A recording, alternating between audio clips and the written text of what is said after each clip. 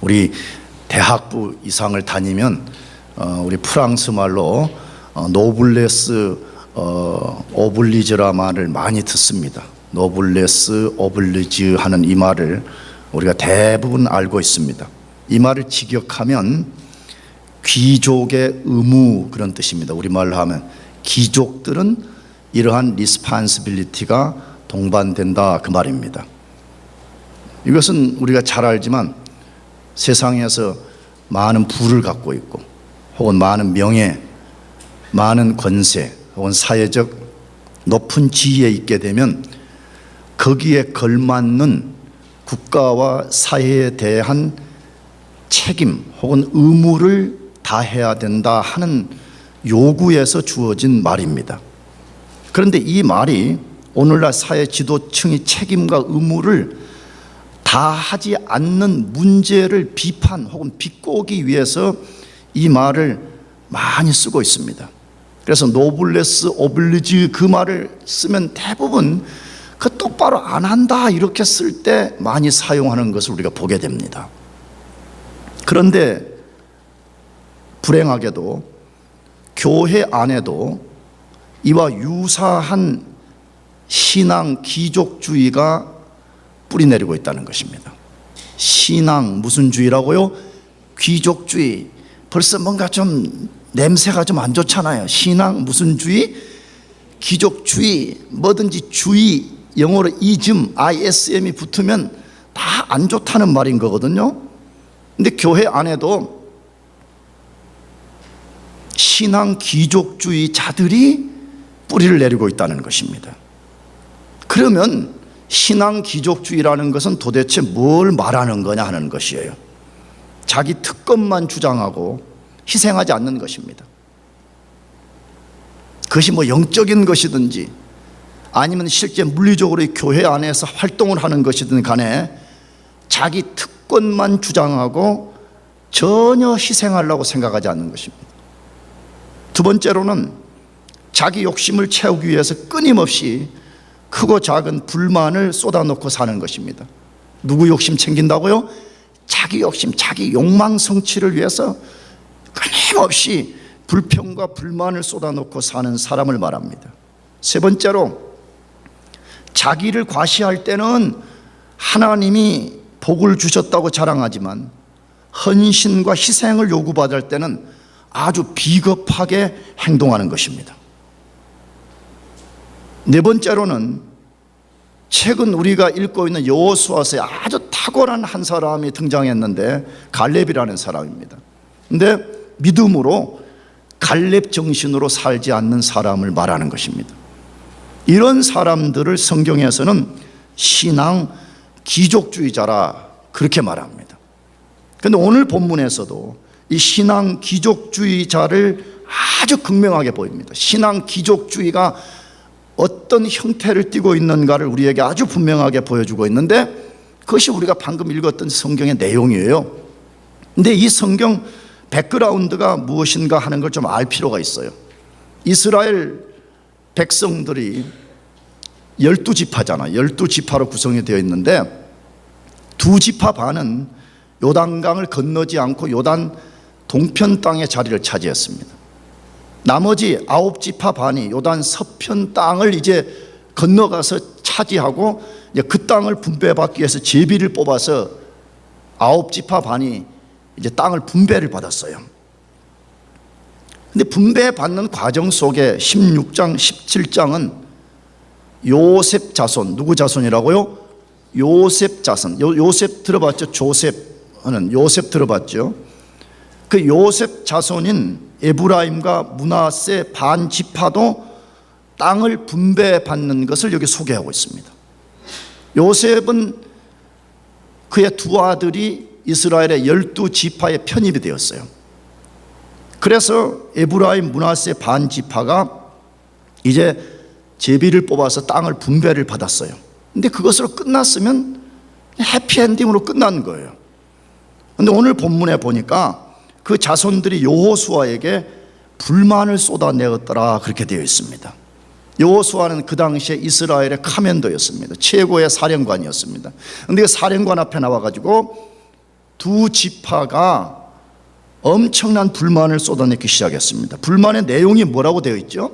그걸 조금 각색해서 조금 바꾸어서 설명하면 자기들은 두 지파에 해당이 되는데, 이게 정확하게는 사실 두 지파는 아니에요. 왜냐하면 므낫세 반 지파는 요단 동편 땅에 자리를 잡았고 나머지 반 지파가 요단 서편을 차지했으니까 정확하게는 한 지파는 아니지만, 그러나 자기들은 우리는 한 지파에 해당한다 그래요. 그래서 에브라임과 므낫세, 그러면 우리는 두 지파에 해당하는데 왜 제비를 뽑을 때에 각각의 지파 한 제비씩 주지 않고 두 지파를 묶어서 한 제비만 뽑게 했냐? 공평하지 않다. 그래서 우리는 땅도 부족하다. 잘 봐라, 우리는 다른 지파에 비해서 우리는 너무 받은 것이 적다라고 불평을 쏟아내는 것입니다. 그런데 이 불평을 들은 여호수아가 어떻게 반응했는가를 주목할 필요가 있어요. 여호수아가 그들의 불만을 전혀 받아주지 않았습니다. 오히려 아주 단호하게 너희들 그렇게 하지 말고 너희 스스로가 너희 눈앞에 있는 이 산악지대들을 개척하라라고 도전을 했습니다. 왜 그랬을까요? 왜 그렇게 단호하게 말했을까요? 여호수아는 에브라임 지파에 속한 사람입니다. 어느 지파예요? 에브라임. 자, 다시 여러분의 생각을 상기하기 위해서, 지금 불만을 제기한 지파가 누구 지파라 그랬어요? 에브라임하고 므낫세 반 지파가 불만을 제기했다 그랬습니다. 그러면 여호수아가 에브라임 지파에 속하였었기 때문에 불만을 수용해 줄 수도 있잖아요. 왜? 우리 알지만 혈연, 지연, 학연, 얼마나 이게 우리가 중요하게 여기고 살아요. 근데 같은 에브라임 지파가 그런 불만을 제기하면 그냥 대충 그래 알았다고 받아줄 수 있잖아요. 근데 아주 단호하게 거부하고 오히려 강력한 도전을 했더라, 그렇게 되어 있습니다. 왜 그랬을까요? 여호수아가 이 불만을 제기하는 두 지파의 아주 못된 동기들을 간파한 것이에요. 그게 뭐지요? 신앙 귀족주의였던 것입니다. 그런데 겉모습은 되게 젠틀한 것처럼 다가왔지만 그들 속에는 신앙 귀족주의가 도사리고 있었던 것을 간파했기 때문에 단호하게 잘라버리고, 나가서 너희들이 원하는 그것을 위해서 도전해라, 진취적 자세를 가지고 도전하라고 도전했던 것입니다. 요셉 자손의 이 귀족주의는 이스라엘 역사가 진행될 때에 반복적으로 드러났습니다. 특히 사사기서를 읽어보게 되면 에브라임 지파는 툭하면 신앙 귀족주의 태도를 드러냈습니다. 쉽게 말하면 내 대우해달라는 거예요. 우리의 특권을 인정해달라는 거예요. 내가 어떤 사람인데 왜 우리 인정해 주지 않느냐 하는 이 신앙 귀족주의를 드러내서 사사기서 8장과 12장을 읽어보게 되면 그 당시에 지도자였던 기드온이 굉장한 어려움을 겪어요. 13장에 가게 되면 12장에 가게 되면 입다라는 사사가 있었는데, 그때 또 한 번 에브라임 지파가 신앙 귀족주의를 드러내가지고 이스라엘 공동체가 어려움에 빠진 적이 있었습니다. 여러분, 성경, 하나님은 지금 성경 통해서 우리에게 뭘 도전하는 것 같아요? 하나님이 우리에게 말씀하시는 방식은 성경입니다. 믿습니까? 성경을 통해서 우리들에게 지금 도전하는 것이에요. 무엇을 도전하고 있어요? 우리 안에, 우리 각각 안에, 혹은 우리 공동체 안에 도사리고 있는 신앙 귀족주의를 경계하라는 것이에요. 이것을 경계하지 않고 이것을 우리가 뿌리치지 않으면 에브라임 지파처럼 된다는 거예요. 그러면 에브라임 지파처럼 된다는 말은 무슨 말이에요? 에브라임 지파는 이스라엘 역사에 보게 되면 나중에 가장 큰 공동체로 확장이 되지만 이스라엘 역사에 가장 많은 문제를 일으킨 지파가 되었습니다. 그 실제적으로 자기 안에서도 선한 역사를 만들어내지 못했습니다. 제가 우리가 그 이야기하는 게, 만일에 우리가 신앙 귀족주의 정신을 갖고 살아간다면 우리 신앙의 성장 없다는 거예요. 교회 건강해지지 않는다는 것이. 그냥 우리가 교회 와서 무늬만 그리스도인으로 그냥 나 종교인으로 사는 거지, 실제 그 사람의 삶의 변화도 일어나지 않고 그 사람의 영적 성장도 일어나지 않고 이 공동체가 이 세상에 영향을 줄 수 있는 건강한 공동체로 자라날 수가 없다는 것이에요. 그래서 하나님이 오늘 말씀 통해서 우리 안에 있는 신앙 귀족주의를 경계하라고 말하는 것이에요. 신앙 귀족주의를 버리라고 말씀해요. 아멘. 그것을 버리라고 말씀해요. 그러면 신앙 귀족주의를 경계하고 버리려면 어떻게 해야 되냐 하는 것이에요. 첫 번째로는 우리가 하나님으로부터 받은 은혜가 얼마나 풍성한 것인지를 헤아려 보라 그래. 다시 말하면 내 하나님께 받은 은혜가 얼마나 큰, 늘 생각해 보라 이 말이에요. 내가 진짜 예수 믿어 구원받고 하나님의 자녀가 된 것이 맞다면 하나님께 받은 은혜가 얼마나 큰 것인지를 항상 생각하라 그렇게 말씀해요. 그것만이 신앙 귀족주의에 빠지지 않는 원리라고 말씀해요. 그것을 어디에서 다루어요? 여호수아서 17장 14절 말씀인데 다시 읽어보겠습니다. 시작. 요셉 자손이 여호수아에게 말하여 가로되 여호와께서 지금까지 내게 복을 주심으로 내가 큰 민족이 되었거늘 당신이 나의 기업을 위하여 한 제비 한 분깃으로만 내게 주심은 어찌미니까. 아까도 언급했지요. 요셉 자손 그러면 에브라임과 므낫세 반 지파를 지칭하는 용어인데, 요셉 자손이 여호수아에게 불만을 쏟아냈고, 왜 그들이 불만을 쏟아낸지 이유를 소개하고 있습니다. 무엇 때문이라 그랬죠? 아까도 말했어요. 왜 우리는 두 지파에 해당하는데 제비는 하나밖에 왜 안 줬어요? 그래서 우리 땅이 너무나 부족합니다. 다른 지파에 비해서 우리는 너무 부족합니다. 여호수아 당신과 지도자들이 한 일은 아주 부당한 처사입니다. 공평하지 않습니다 하고 따진 것입니다. 자, 그렇다면 이제 우리 생각이 필요해요. 뭐냐? 우리가 진짜 성경을 정확하게 읽고 여러분이 성경을 정확하게 듣고 있다면 정말 그들의 불만이 타당한가 하는 것이에요. 그들이 여호수아에게 나와서 강력한 불만을 쏟아놓은 것이 논리적으로 합당한 것인가를 우리가 다시 되물어 봐야 되는 것입니다. 근데 성경은 합당하지 않다고 말해요. 성경은 그들의 불만이 절대 옳지 않다고 말해요. 왜 그러느냐? 요셉 자손인 에브라임과 므낫세 반 지파는 비록 제비는 하나만을 뽑았지만 그들은 다른 지파에 비해서 조금도 부족하지 않은 땅을 받았고, 그 다음에 그들이 받은 땅 자체가 이스라엘에서 가장 중요한 실로가 있고 기름진 땅을 받았더라, 그렇게 되어 있습니다. 실제 이스라엘 역사를 보면 에브라임 지파는 유다 지파 다음으로 넓은 땅을 분배받았더라라고 여호수아는 말하고 있어요. 므낫세 반 지파도 아주 넓은 지역을 받았더라라고 성경이 말하고 있습니다. 그러므로 다른 지파에 비해서 결코 부족하지 않았더라고 성경은 분명하게 말합니다. 인구수에 비례해서도 부족하지 않게 받았다고 되어 있어요. 인구수.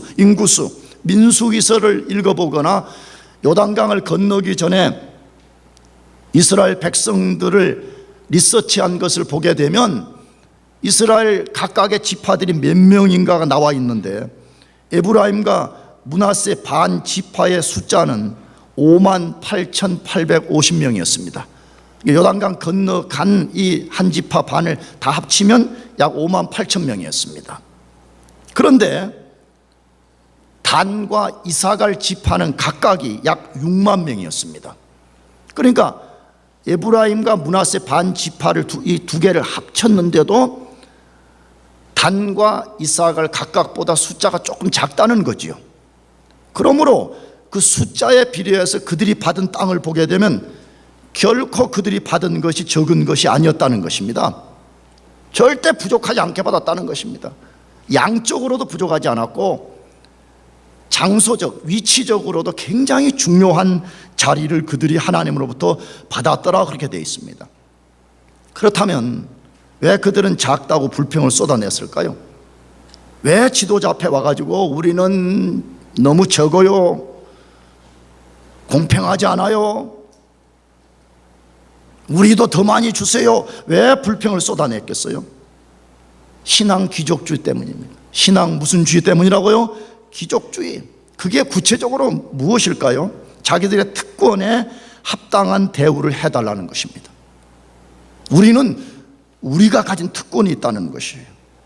그것이 어디에서 구체적으로 드러나고 있습니까? 아까 읽은 14절에 이렇게 되어 있어요.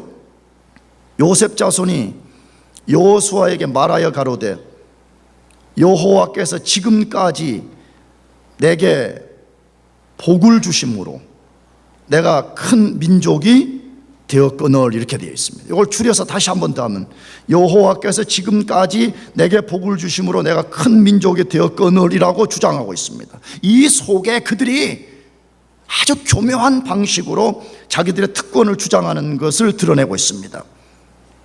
왜 그런 주장을 했을까요? 왜 그들은 우리에게 특권이 있다, 우리 특권에 맞는 대우를 해달라라고 주장했냐는 것이에요. 이것을 알려면 창세기 48장의 백그라운드를 알아야 되는데, 창세기 48장은 이스라엘의 조상, 이스라엘 12지파의 다이렉트로 조상이 되는 야곱이라는 사람이 나오는데, 야곱이 죽기 전에 자기의 12아들들을 다 불러가지고 축복하면서 이제 지파별로 그것을 나누어 줬어요. 근데 요셉을 불렀어요. 요셉을 불렀는데 요셉의 두 아들, 지금 우리가 다루는 에브라임과 므낫세가 요셉의 두 아들이었어요. 그러니까 야곱에게는 그 둘이 손자잖아요. 근데 손자를 아들로 입양을 한 다음에 그 두 손자를 이스라엘 12지파의 조상이 되게 만들어줬습니다. 다른 지파, 다른 아들들이 받을 수 없는 더블 블레싱을 받은 거예요. 다 한 지파씩 받는데 요셉은 몇 지파 받았다고요? 두 지파를 받은 거잖아요. 그럼 왜 하나님께서 요셉의 지파에게는, 요셉 자손에게는 이 더블의 축복을 줬냐 하는 것이에요. 그 이유는 뭐 때문이죠? 요셉이 이스라엘의 피난처를 만들기 위해서 애굽에 내려와서 엄청난 희생을 했다는 거예요. 그것 때문에 야곱이 보상을 해준 거예요. 다시 말해 우리 이스라엘이 지금까지 존재할 수 있는 인간적 이유가 하나 있다면 그것은 요셉 때문이라는 거예요. 그래서 요셉을 축복하기 위해서 요셉의 두 아들을 이스라엘의 지파의 머리가 되는 축복을 줬더라 이렇게 되어 있어요. 난 지나가는 언급을 하나 하고 싶어요. 여러분, 하나님 앞에서 충성해요. 아멘. 요셉이 충성해서 주님을 섬기게 될 때 하나님이 야곱을 통해 가지고 요셉과 그의 후손들을 축복하는 것을 우리가 보게 되잖아요. 성경은 말해 우리가 울며 씨를 뿌려야 된다고 말해. 여러분, 우리 시대에 씨를 뿌리지 않는데 거둘 것이 어디에 있겠어요? 믿음을 심어요. 아멘. 기도의 씨앗을 뿌려요. 교회를 섬기는 헌신의 씨앗을 뿌려요. 예수 그리스도의 복음을 위해서 고난을 받는 이 씨앗을 뿌리는 거예요. 여러분, 그럴 때만이 언젠가 우리가 이것을 거둘 수가 있게 되는 것입니다. 갈라디아서 말씀합니다. 울며 씨를 뿌리는 자는 기쁨으로 단을 거둘 것이지만 이 원리를 따르지 않는 사람은 하나님을 만홀히 여기는 것이라고 되어 있습니다. 무슨 말이죠? 하나님을 속이는 것이요, 하나님을 거짓말쟁이로 만드는 것이다, 그렇게 말하잖아요. 난 정말 여러분에게 호소합니다. 여러분, 젊은 이 시기를 하나님 위해서 인생의 씨를 뿌리기를 축복합니다. 그러면 거두게 되는 것이에요. 그런데 요셉의 후손들이 지금 그것을 특권으로 주장하고 있는 것이에요. 뭐라고? 오늘 이스라엘이 이렇게 존재해서 약속의 땅에 들어와서 땅을 분배받는 이러한 모든 원동력 누구 때문이냐 이거죠. 우리 조상 요셉이 애굽에 먼저 내려가가지고 고난받고 이스라엘을 거기서 잘 보호하게 만들어줘서 12지파가 만들어져서 오늘 여기 와 있는 거 아니냐. 그러니까 당연히 그의 후손인 우리들이 그 특권을 누려야 된다는 거예요. 우리 거기에 걸맞는 합당한 대우를 해달라, 이걸 요구한 것입니다. 그래서 지금 이스라엘 공동체가 어려움에 직면한 것이, 여호수아가 지금 어려움에 직면했더라, 그렇게 되어 있는 것이에요. 여러분, 무슨 문제를 소개해요? 그들은 이미 받은 복이 얼마나 큰 것인지를 헤아릴 줄 몰랐습니다. 아니, 과거 말고 지금 현재 얼마나 큰 복을 자기들이 하나님께 받았는가, 이것을 까마득히 잊어버렸기 때문에 그들은 과거에 우리 조상이 이런 사람이고 과거에 그런 조상의 후손이기 때문에 우리는 거기에 걸맞는 대우를 해달라 하는 신앙 귀족주의에 빠져서 본인들도 어려움을 초래하고 공동체에도 어려움을 초래했더라, 그렇게 되어 있습니다. 오늘날 우리가 속한 많은 교회들이 고통을 겪는 것도 이런 것 때문입니다. 우리가 사실은 뭐 어느 교회가 말썽이 있고 어느 목사가 어쨌더라, 뭐 어느 성도들이 어쨌더라 욕할 필요 하나도 없습니다. 욕할 필요 하나도 없습니다. 왜냐? 우리 속에도 그런 신앙 귀족주의가 도사리고 있기 때문에 그런 것입니다.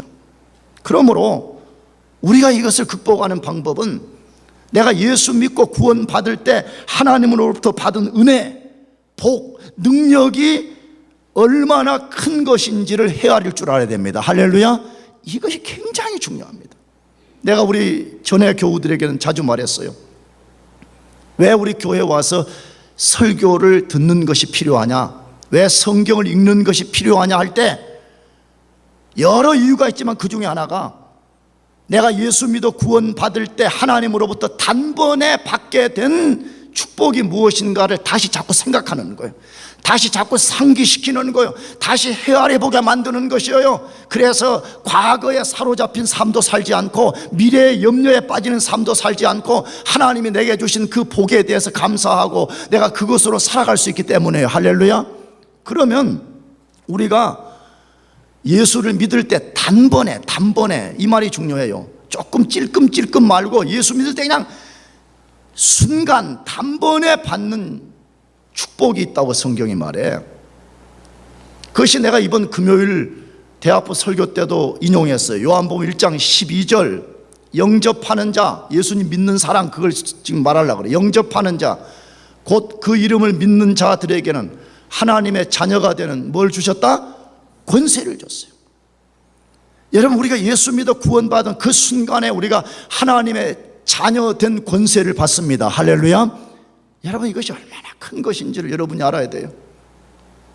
내가 금요일날도 말씀드렸고 어제 리더 수련회 때 말씀드렸는데요, 글쎄 내가 여러분 각각을 조사해 보지 않아서 모르겠지만 내가 대충 이렇게 보면 나처럼 가난한 배경 속에서 태어나고 자라고 나처럼 어려운 삶을 살았던 사람 별로 없는 것 같아. 들어보면요, 다 뭐 아버지가 뭐 한국에서 뭐 이런 거 합니다, 저런 거 합니다, 뭐 다 그런 거 보면요, 내가 여러분 나이에 상상할 수 없는 그런 삶을 여러분이 살고 있다는 것을 내가 이렇게 추측하게 되거든요.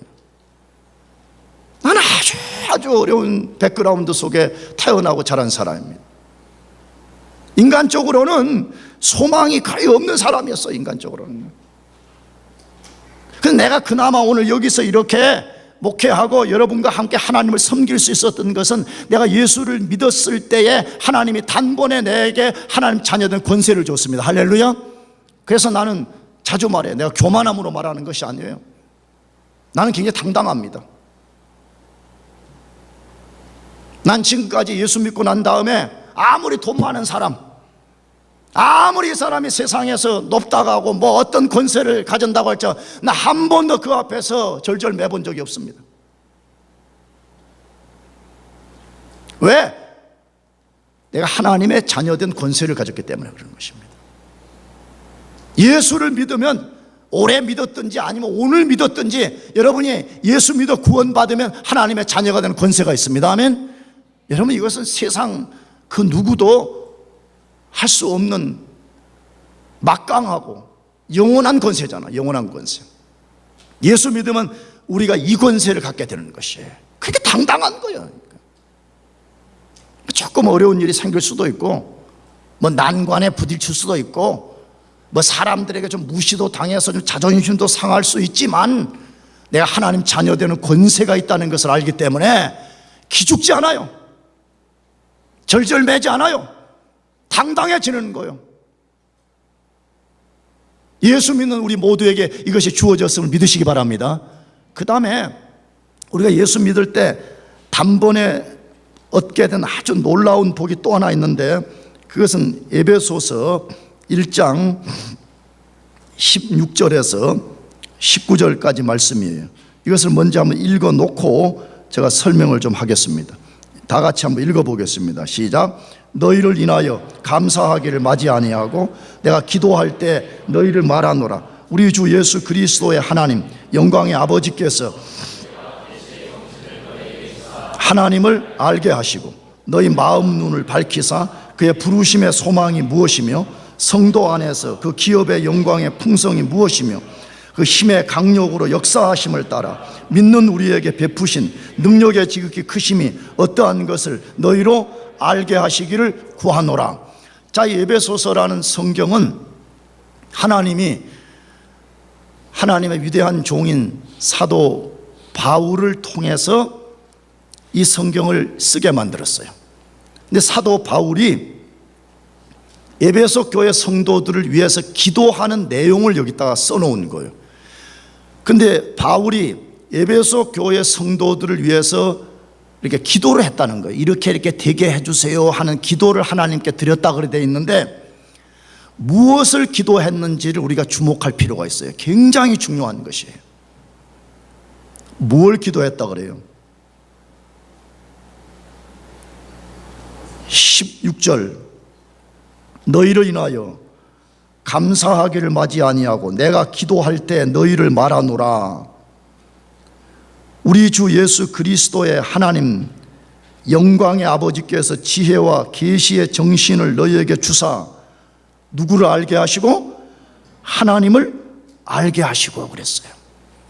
무슨 이야기예요? 지혜와 계시의 정신.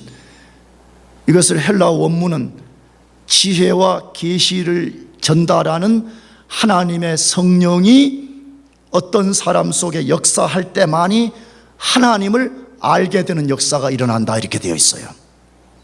여러분, 하나님과 예수님은 우리 스스로의 지혜와 지식으로는 알 수가 없습니다. 왜냐? 우리는 죄로 인해서 영적으로 죽어버린 존재였기 때문에 우리 스스로는 하나님을 알 수가 없습니다. 그러므로 하나님께서 그의 성령을 우리 가운데 보내셔서 우리 안에 죽은 영을 살려내고 우리 안에 어둠 가운데 있는 곳에 빛을 비춰주실 때만이 예수가 하나님의 아들이요, 예수가 영원 전부터 존재하시는 하나님이요, 성부 하나님이 영원하신 하나님이라는 것을 알게 되는 거예요. 할렐루야. 그것을 알아야 되는 것입니다. 여러분들이 여기 와서 공부하고 학위를 받고 어떤 인생의 목표를 이루려고 하는 것 굉장히 중요합니다. 그러나 그런 것보다 1000배, 10,000배 중요한 것이 하나님을 아는 것입니다. 왜? 하나님이 모든 만물의 창조주이기 때문에 여러분의 학업의 모든 이론, 여러분이 꿈꾸는 인생의 목표, 이것이 다 하나님 손에 있기 때문에 그래요. 그러므로 하나님을 알아야 됩니다. 아멘. 하나님을 아는 방식은 성령이 우리 속에 임해서 우리 죽은 영을 살려내고 우리 어두운 영혼의 빛을 비춰주실 때 하나님을 알게 된다는 거예요. 나가서 18절에 뭐라고 되어 있어요? 너희 마음 눈을 뭐해서 밝히사, 이렇게 되어 있습니다. 성경은 분명하게 말합니다. 우리 인간은 두 개의 눈을 갖고 있다고 말합니다. 하나는 실제 우리가 사물을 보는 이 육신의 눈이 있다고 말하고, 또 하나는 우리의 마음의 눈이 있다, 그렇게 말해요. 이걸 여러분이 이해하는 말로 하면 이성의 눈인 것이죠. 근데 이것이 있음에도 불구하고 왜 사람들이 하나님을 알지 못하고 하나님이 우리에게 베풀어 주신 것을 알지 못하냐는 거죠. 그건 아까도 말씀드린 죄 때문에 이거 죽어버렸고 죄 때문에 이것이 어둠 가운데 있기 때문에 볼 수가 없는 것입니다.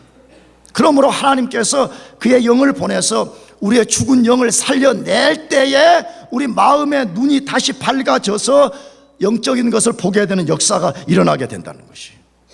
그런데 무엇을 보라고 말해요? 그의 부르심의 소망이 무엇이며, 첫째 뭐 보라 그래요? 그의 부르심의 무엇이 소망이 뭐냐는 거예요.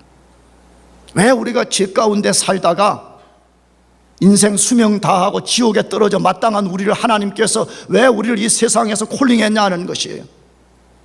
그것은 하나님이 우리가 알지 못하는, 우리가 다 알지 못하는 우리에게 소망을 주시기 위해서 우리를 불렀다는 거예요. 하나님 우리에게 영원한 소망, 영원한 천국, 그것을 우리에게 주시기 위해서 하나님 우리를 불러주셨다는 거예요. 그러므로 우리에게서 아는 것이 중요합니다. 할렐루야. 이거 아는 게 굉장히 중요해요. 두 번째로는 뭐라고 되어 있어요? 성도 안에서 그 기업의 영광의 풍성이 무엇이며 그렇게 되어 있습니다. 성도 안에서 그 기업의 영광의 풍성이 무엇이며 이렇게 되어 있습니다. 여러분 이건 뭐 말하는 거죠? 천국이죠. 뭐라고요? 천국. 여러분 천국은 분명히 존재합니다. 아니 목사님, 당신 천국도 안 갔다 왔는데 천국이 있다는 것을 어떻게 알 수 있어요? 근거는 뭐죠? 예수 그리스도가 천국이 있다고 분명히 선언했기 때문입니다. 그러면 예수 그리스도를 믿을 수 있어요? 믿을 수 있지요. 왜? 예수 그리스도는 진리이고 예수 그리스도는 죽었다가 다시 살아나서 그분이 하나님이신 것을 증명했기 때문에 그 하나님이 말씀하셨습니다. 천국이 존재한다고. 여러분 천국은 분명히 존재합니다. 믿으시기 바랍니다. 천국은 여러분이 존재하는 것보다, 내가 존재하는 것보다 더 분명하게 존재하고 있습니다. 여러분 이 세상이 끝이 절대로 아니에요. 우리가 도달해야 될 마지막 세계가 분명하게 기다리고 있는데 그 세계가 영광의 풍성함을 갖고 있다고 그렇게 말하잖아. 이게 무슨 말이에요? 천국 자체가 영광으로 꽉 찼다, 지금 그 말이에요. 그래서 내가 이전 우리 교우들에게 말했어요. 천국을 보여주는 성경이 요한계시록 21장 22장인데 그 천국은 거의 다가 보석으로 되었다고 이렇게 묘사가 되어 있어요. 뭐라고요? 묘사가 되어 있어요. 그런데 저는 천국이 보석으로 100% 됐다고 믿지 않는 목사예요. 목사님 이단 아니에요? 아니에요.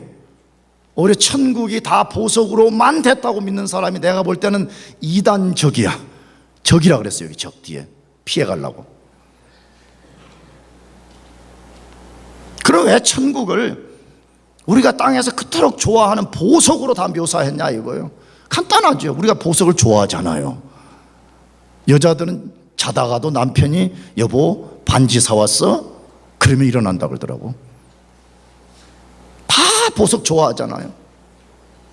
그럼 천국을 그렇게 묘사한 의도는 어디에 있는 거예요? 천국은 우리 인간들이 그토록 바라는, 소망하는 그 영광이 꽉 찬 세계라는 것을 그것으로 말하려는 것이죠. 그래서 우리의 눈이 좀 열어지면 좋겠다는 거예요. 그게 열어져서 앞으로 우리가 도달할 그 세계의 영광이 얼마나 큰가를 우리가 그것을 좀 봤으면 좋겠다, 그렇게 말하는 거예요. 여러분들이 그걸 보기를 축복합니다. 그걸 볼 수 있어야 되지. 마지막으로 19절에 뭐라고 되어 있어요? 그 힘의 강력으로 역사하심을 따라 믿는 우리에게 베푸신 능력의 지극히 크심이 어떠한 것을 너희로 뭐하게 하기를 원한다? 알게 하기를 원한다. 무슨 말이에요? 여러분 예수 믿으면 단번에 받는 것 중에 하나가 우리 속에 우리가 다 상상할 수 없는 능력이 우리 속에 임한다는 거예요. 어떤 능력이죠? 하나님의 영인 성령이 우리 속에 찾아오시는 것입니다. 태풍처럼 우리 속에 밀고 들어오는 거예요. 해일처럼 우리 속에 밀고 들어오시는 것입니다. 그래서 예수 믿는 사람 속에는 만물을 창조하신 하나님의 영인 성령이 그 사람 속에 들어와 있기 때문에 그 사람이 영적 능력을 갖게 되는 것입니다. 할렐루야. 이 능력으로 사는 거예요. 예수 믿는 사람들은. 우리 그리스도인들은 예수를 믿을 때 세상 사람들이 가질 수 없는, 그들이 모든 돈을 다 투자하고 모든 것을 다 가지고 와도 얻을 수 없는 하나님의 능력을 우리가 단번에 얻은 사람들이라고 말하는 것이. 그러므로 예수를 믿으면 너무 행복한 거예요. 난 여러분에게 진짜 묻고 싶어요. 예수 믿는 게 진짜 즐거워요? 안 즐거워요? 기분 나빠요? 정말 예수 믿는 것이 이 세상에 어떤 것보다 기쁘고 행복하고 즐겁고 복된 것입니다. 세상 것과 비교할 수 없어. 난 자주 말해 우리 교인들에게, 만일에 예수 믿는 것하고 세상 전부를 바꾸라, 난 절대 안 바꿉니다. 난 절대 안 바꿉니다.